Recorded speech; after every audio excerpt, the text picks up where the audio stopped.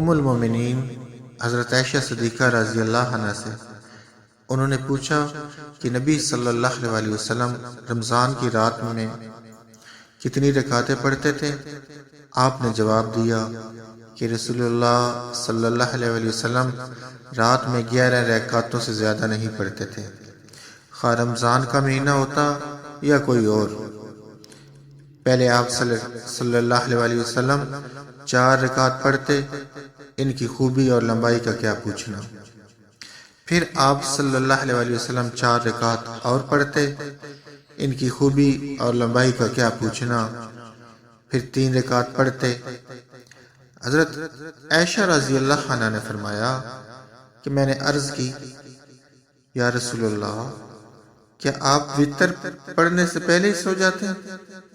اس پر آپ صلی اللہ علیہ وسلم نے فرمایا کہ عائشہ رضی اللہ عنہ، میری آنکھیں سوتی ہیں لیکن میرا دل نہیں سوتا۔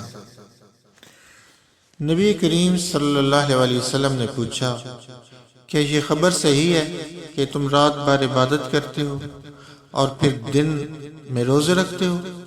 میں نے کہا، جی ہاں حضور صلی اللہ علیہ وسلم، میں ایسا ہی کرتا ہوں۔ آپ صلی اللہ علیہ وسلم نے فرمایا کہ لیکن اگر تم ایسا کرو گے تو تمہاری آنکھیں بیداری کی وجہ سے بیٹھ جائیں گی اور تیری جان ناتواں ہو جائے گی۔ یہ جان لو کہ تم پر تمہارے نفس کا بھی حق ہے اور بیوی بچوں کا بھی ہے، اس لیے کبھی روزہ بھی رکھو اور کبھی بلا روزے کے بھی رہو، عبادت بھی کرو اور سو بھی۔